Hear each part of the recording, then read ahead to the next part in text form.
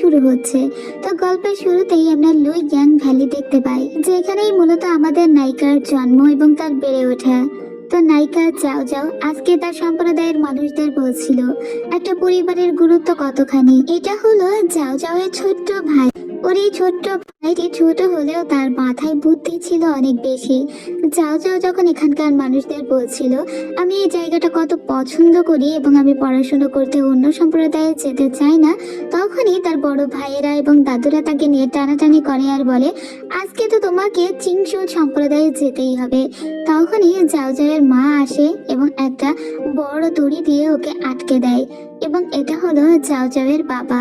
ওরা শান্তিপূর্ণ সম্প্রদায়ের মানুষ এবং পড়াশোনা শেখানোর জন্য যাও যাওকে যেতে হবে চিংসু শহরে। ওই শহরে গেলেই সে ভালোভাবে পড়াশোনা শিখতে পারবে, যদিও সে তার নিজের বাড়ি ছেড়ে কখনোই সেখানে যেতে চাইছিল না।